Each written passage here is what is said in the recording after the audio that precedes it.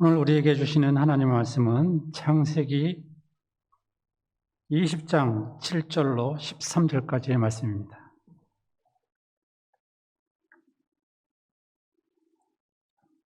봉독해 드리겠습니다. 이제 그 사람의 아내를 돌려보내라. 그는 선지자라. 그가 너를 위하여 기도하리니 내가 살려니와 내가 돌려보내지 아니하면 너와 내게 속한 자가 다 반드시 죽을 줄 알지니라. 아비멜렉이 그날 아침에 일찍 일어나 모든 종들을 불러 그 모든 일을 말하여 들려주니 그들이 심히 두려워하였더라. 아비멜렉이 아브라함을 불러서 그에게 이르되 네가 어찌하여 우리에게 이렇게 하느냐? 내가 무슨 죄를 네게 범하였기에 네가 나와 내 나라가 큰 죄에 빠질 뻔하게 하였느냐? 내가 합당하지 아니한 일을 네게 행하여 두다 하고 아비멜렉이 또 아브라함에게 이르되 네가 무슨 뜻으로 이렇게 하였느냐? 아브라함이 이르되 이곳에서는 하나님을 두려워함이 없음이 내 아내로 말미암아 사람들이 나를 죽일까 생각하였으며 또 그는 정말로 나의 이복 누이로서 내 아내가 되었음이니라. 하나님이 나를 내 아버지의 집을 떠나 두루 다니게 하실 때에 내가 아내에게 말하기를 이후로 우리의 가는 곳마다 그대는 나를 그대의 오랍이라 하라. 이것이 그대가 내게 베풀 은혜라 하였었노라. 아멘. 오늘 예배드리시는 모든 분들에게 예수 그리스도의 은혜와 평강이 함께하기를 빕니다. 우리는 하나님을 공통되게 부르는 호칭이 있습니다. 구세주, 아버지, 여호와 등등입니다. 이런 표현 말고도 각자 나름대로 하나님을 표현하는 단어들이 있습니다. 하나님을 체험한 개개인의 경험에 의지하여 하나님을 부릅니다. 치유를 경험했을 때에는 치유하신 하나님, 삶의 담을 맞는데 그 담을 허무시는 하나님을 체험하셨을 때는 형통의 하나님이라고 부릅니다. 오늘 우리 모두가 이 자리에서 하나님을 아버지라고 부르며 한 목소리로 예배 드리지만 실상 우리 개개인의 하나님의 고백은 다 다릅니다.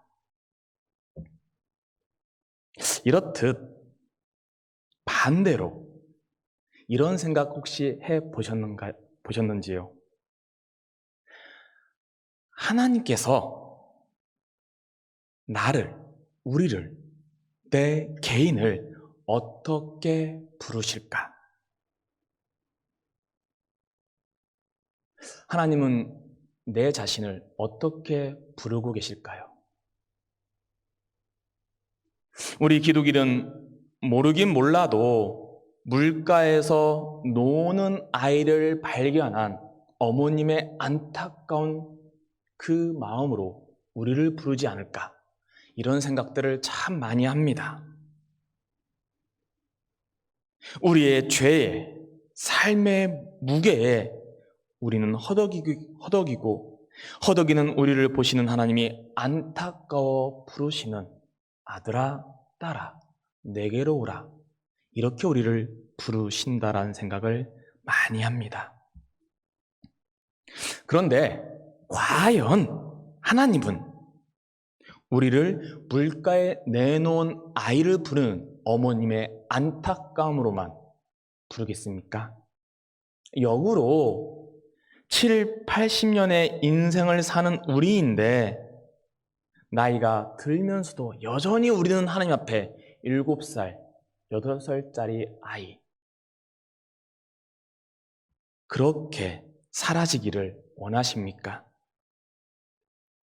우리는 그저 죄와 허물로 뒤덤벅된 인생을 살기에 예수 그리스도의 십자가 보혈만을 간절히 갈급하는 그런 나약한 존재로만 살아가는 것이 맞는 것일까요?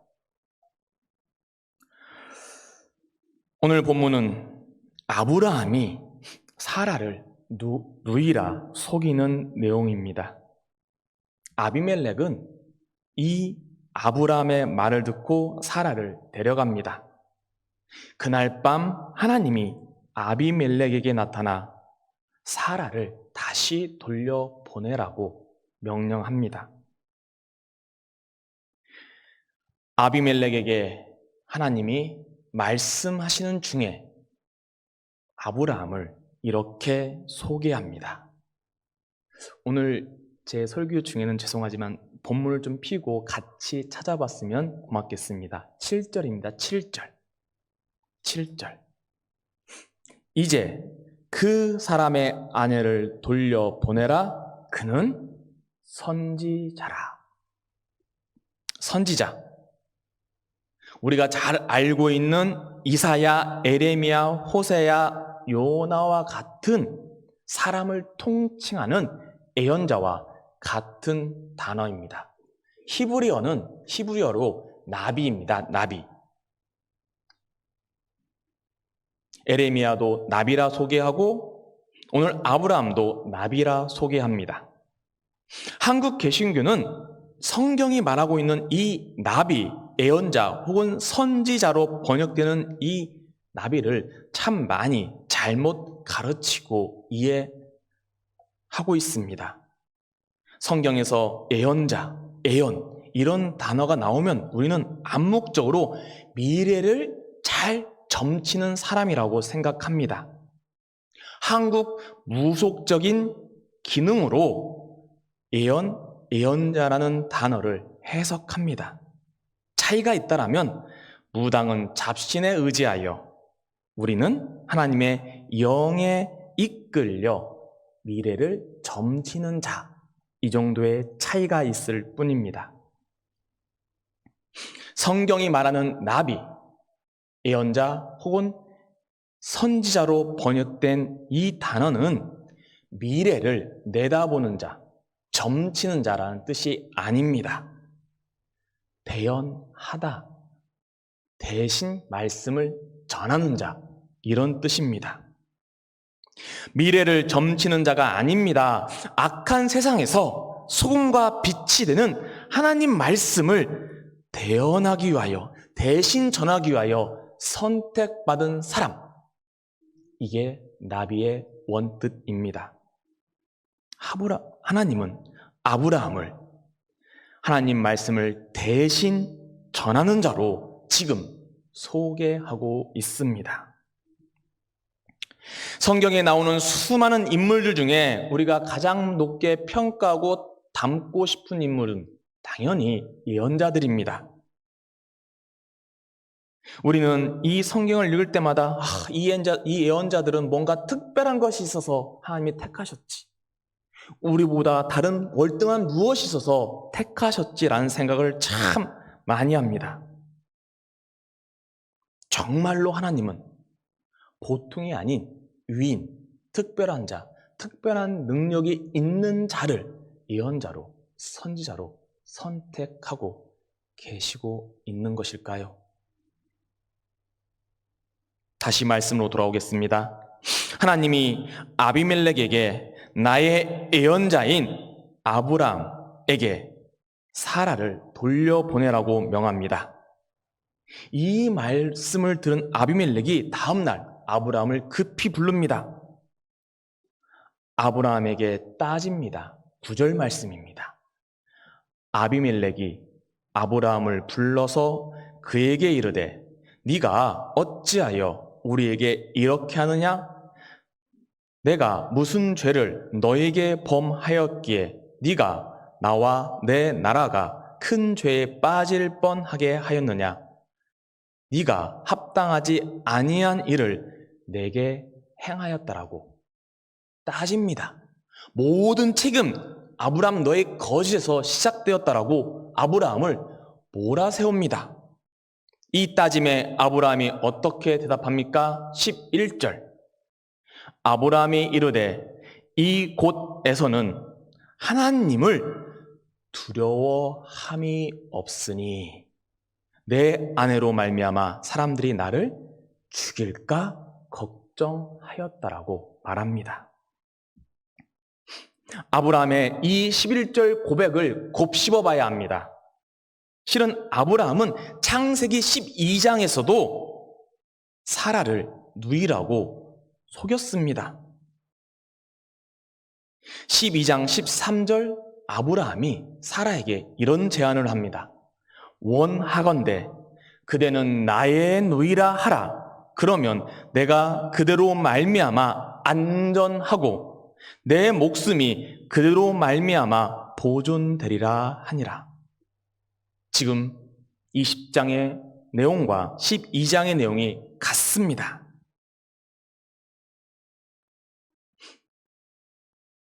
상상을 해보시기 바랍니다. 내가 아브라함이라는 상상. 아브라함인 내가 사랑하는 나의 아내가 이쁘다는 이유 하나만으로 나뿐만 아니라 내 가족 전체가 죽는 상황에 처해 있습니다. 어떻겠습니까? 아브라함은 지금 아비멜렉이 다스리는 영토 안에서 약자 중에 약자로 살아가고 있습니다. 아브라함은 세겜 땅 아비멜렉에게는 이방인입니다. 쉽게 말하면 다른 나라에서 이주하여 온 이주민입니다. 21세기 오늘날에도 내 나라를 떠나 다른 나라로 가면 얼마나 그 삶이 비루합니까? 여기서 몇 배 더 참아야 그곳에서 살아갑니다. 하물며 수천 년 전 아브라함의 삶은 어떻겠습니까? 아내가 이쁘다는 이유 하나만으로 모두 다 멸족당해야 하는 삶을 지금 아브라함은 살아가고 있습니다. 약자 중에 약자로 정녕 하나님이 도와주지 않으면 꺼져버리는 불처럼 그의 삶은 이어지고 있습니다. 창세기 곳곳에 보면 아브라함에게 하나님이 물질의 복을 더하였다라는 이 본문을 보면서 우리는 아브라함이 이방 땅에서도 잘 살았다라는 생각을 합니다. 그러나 창세기 전체 아브라함 이야기 12장부터 천천히 읽어나가면 절대 그렇지 않습니다. 12장, 20장 아브라함이 아내를 누이라 속인 사건에 우리는 쉽게 어떻게 남편이 아내를 누이라 속여라고 탓하지만 우리가 발견해야 할 한 가지 사실은 누이라고 속일 수밖에 없는 흉폭한 폭력에 노출된 아브라함의 삶입니다. 하룻밤에 모든 것을 빼앗기는 인생, 가나안 족속들이 언제나 마음만 먹으면 없는 죄도 만들어 모든 것을 앗아가는 그런 여정을 아브라함은 살아가고 있습니다. 20장 13절 다시 한번 아브라함의 이야기를 들어보십시오. 하나님이 나를 내 아버지의 집을 떠나 두루 다니게 하실 때 내가 아내에게 말하기를 이후로 우리의 가는 곳마다 그대는 나를 그대의 오라비라 하라. 이것이 그대가 내게 베풀 은혜라 라고 말합니다. 무슨 말입니까? 성경에는 12장, 20장 두 번밖에 기록되어 있지 않습니다. 속인 사건을. 그런데 13절을 보십시오. 이런 일들이 아브라함에게 하나님이 약속한 가나안 땅에서 비일비재 일어나고 있음을 들려주고 있습니다. 아브라함은 약자 중에 약자입니다. 정령 땅 바닥에 사는 인생입니다. 이렇게 약한 자를, 이렇게 땅 바닥에 삶을 사는 자를 지금 하나님은 그라를 통치하는 왕 아비멜렉에게 무엇라고 소개하고 있습니까? 그는 선지자라. 하나님은 아브라함을 예언자라며 소개하고 있습니다.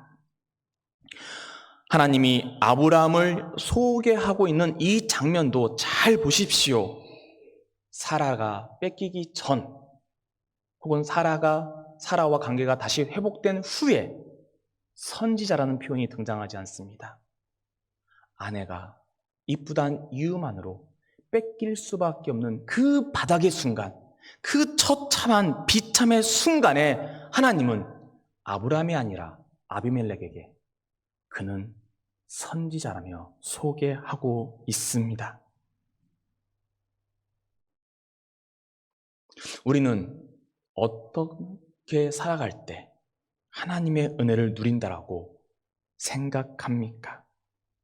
어떤 삶의 자리에 있을 때 하나님의 영광이 우리를 뒤감았다라고 확신에 찬 찬양을 올려드립니까? 우리 각자가 하나님의 체험이 다르시 은혜의 자리는 다릅니다. 그러나 최소한 한 가지만큼은 모두가 인정할 것입니다. 약자로 살지 않는 삶이 하나님의 은혜입니다. 남들에게 자랑하는 삶은 아니더라도 남들처럼 살아가고 있을 때 우리는 하나님의 품에 안겨 있다라는 고백을 간신히 할 수 있는 신앙입니다. 우리의 기도 대부분 어떤 내용입니까? 단순하게 말하면 이 세상에서 잘 먹고 잘 살기를 바라는 내용입니다. 이왕이면 다홍치마라고 좋은 것이 많아지기를 간구합니다. 우리가 언제 하나님이 나를 외면했다 하며 절망으로 빠져듭니까? 삶이 힘들 때입니다. 풀어야 할 문제가 있는데, 해결해야 할 문제가 있는데 풀리지 않을 때 우리는 하나님의 부재를 체험합니다. 때로는 그 삶의 늪이 깊어지면서 하나님이 나를 버렸다라는 욥의 탄식도 터져나오기도 합니다. 우리가 생각하는 복의 자리, 하나님의 축복을 누리는 자리, 최소한 남들만큼 살아가는 삶입니다. 이런 우리의 신앙의 기준으로 다시 창세기 20장 오늘 본문을 들여다보십시오. 1절, 오늘 본문 7절에서 13절이 아니라 1절부터 전체를 보십시오. 아브라함은 축복을 누리는 삶입니까? 아니면 비참하고 초라한 삶입니까? 하나님이 보호하시는 삶입니까? 하나님이 때로는 외면하는 삶입니까?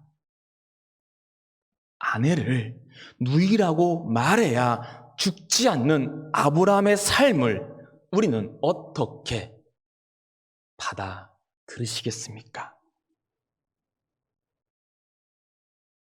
서두에 말씀드린 것처럼 선지자는 어떤 특별한 능력을 갖춘 자가 아닙니다. 선지자가 되는지 말지는 진짜 하나님 마음입니다. 그 누구도 모릅니다. 그러나 오늘 본문은 우리에게 한 가지 사실을 명확하게 알려줍니다. 우리 손에 얼마나 많은 물질을 쥐었느냐, 남들에게 박수받을 명예가 있느냐, 다른 사람들에게 전해줄 지식이 많으냐, 다른 사람들을 움직일 권력이 있느냐, 이것과는 무관합니다. 구약의 선지자들인 에레미야, 이사야, 호세야, 이들은 모두 하나님의 권능을 가지고 하나님 말씀을 대언한 자들입니다. 신약의 세례 요한, 바울, 베드로도 마찬가지입니다. 우리 구주 예수 그리스도 이 땅에 하나님 말씀을 대언하는 삶을 사셨습니다. 우리는 이 모든 사람들을 신앙의 선배로 추앙하고 선망의 대상으로 내 신앙이, 내 삶이 그리 되기를 간절히 기도합니다. 그런데 냉정하게 구약과 신약의 선지자들의 삶을 우리의 삶과 비교해 보시기 바랍니다. 그들은 분명히 우리보다 훌륭한 신앙을 가진 건 맞습니다. 하지만 그들의 삶을 보십시오. 비유하기 짝이 없는 삶입니다.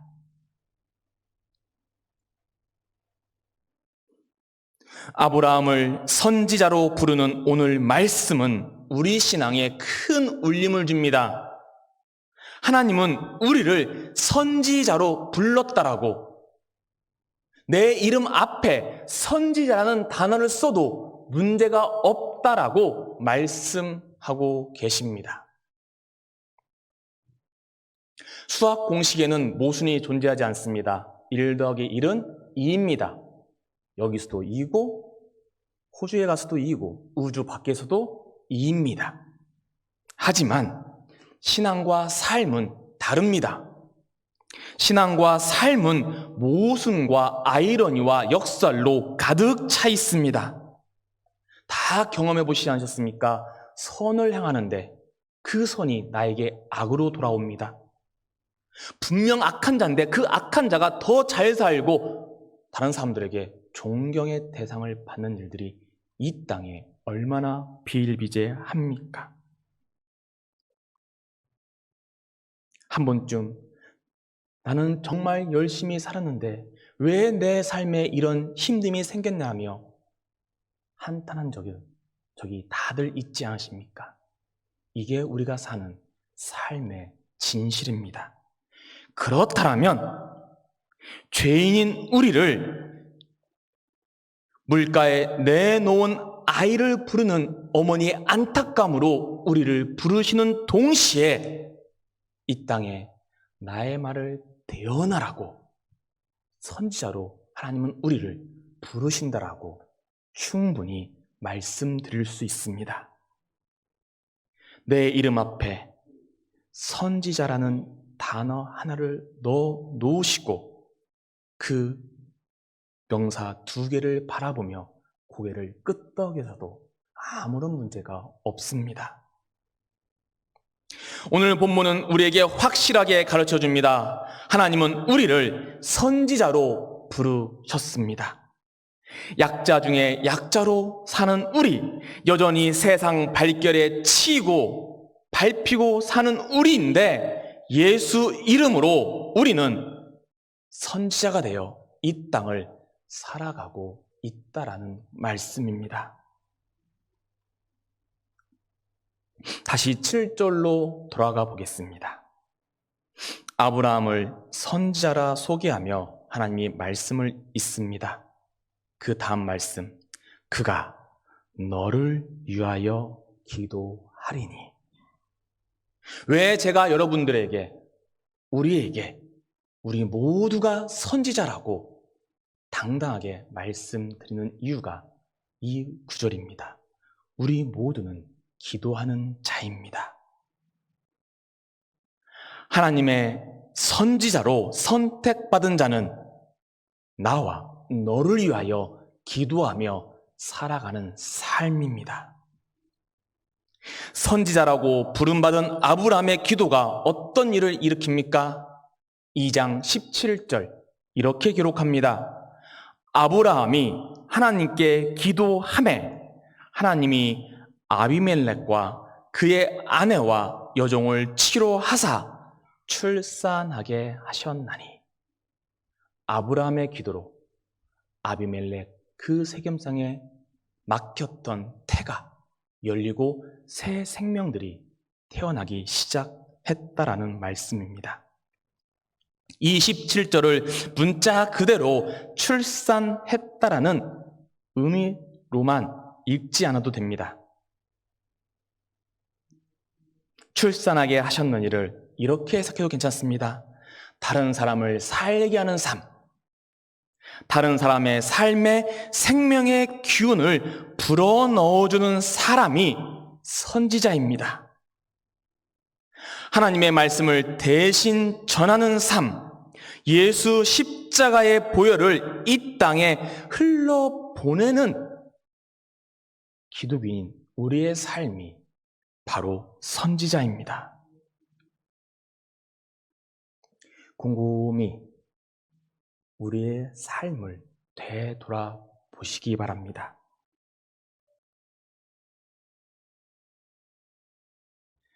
사람의 생명을, 사람이 사람답게 삶의 살맛을 느끼는 그 삶의 자리가 어떤 자리였습니까? 돈이 일부 그런 역할을 하지만 정녕 내가 살아있음을, 내가 인간다움을 그 누구 앞에서도 당당하게 선포하는 쉼의 자리는 돈이 만들어주지 않았습니다.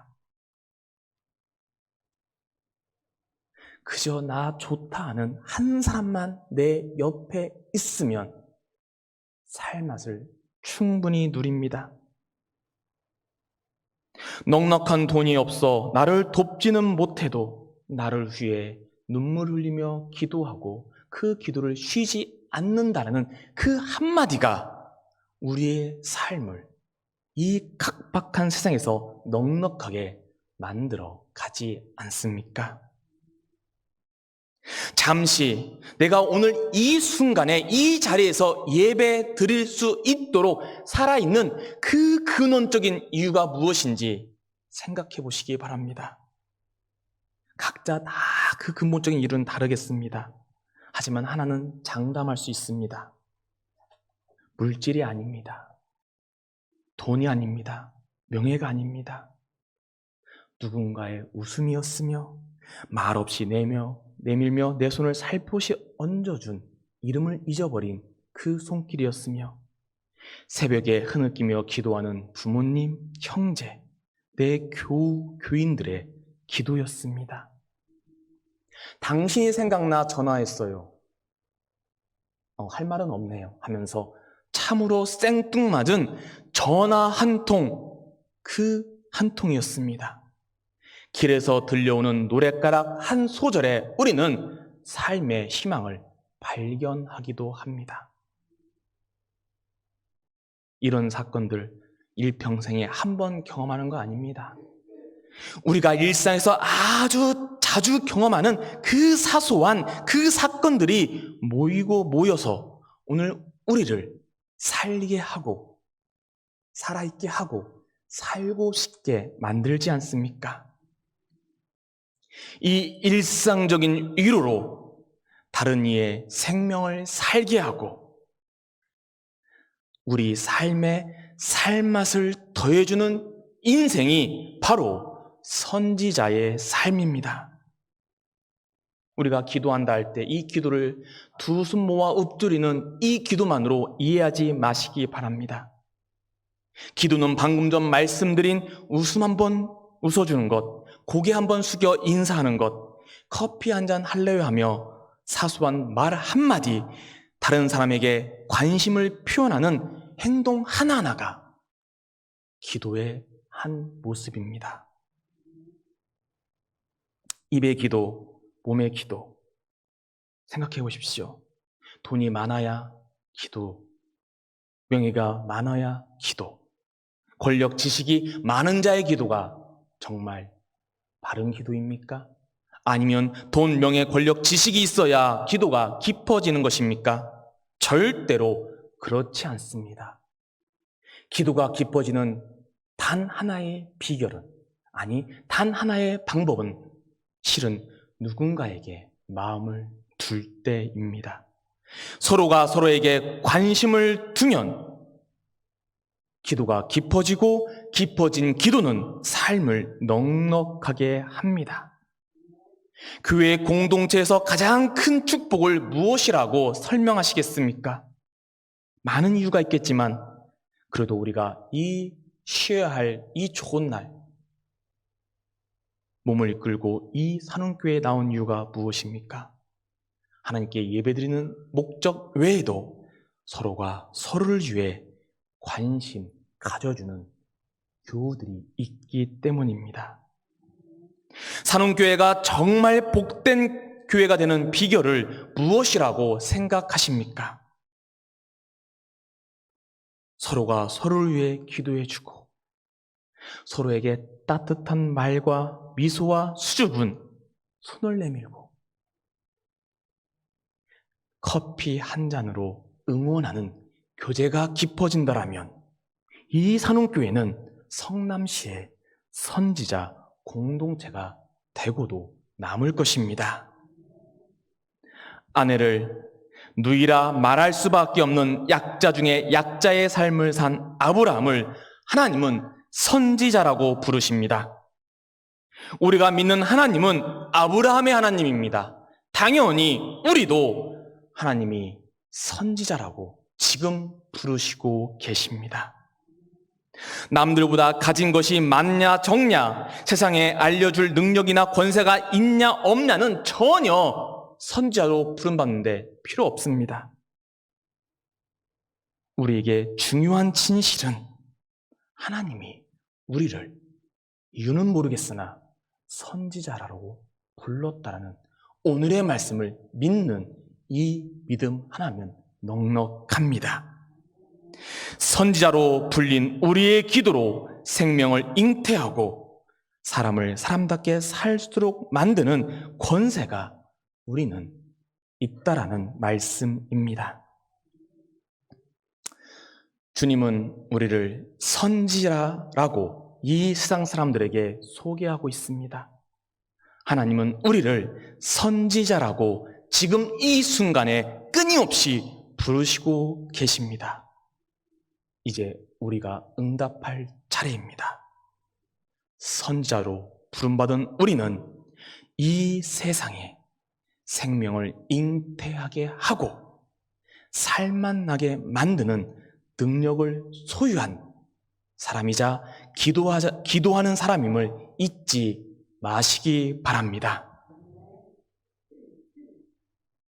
부디 바라옵기는 하나님이 우리를 선지자로 불렀으니 하나님의 대언자로 사는 우리의 삶의 여정 가운데 내 발의 걸음걸음마다마다에 사람을 사람답게 살도록 만드는 기도가 깊어지기를 예수님의 이름으로 축원합니다. 하나님,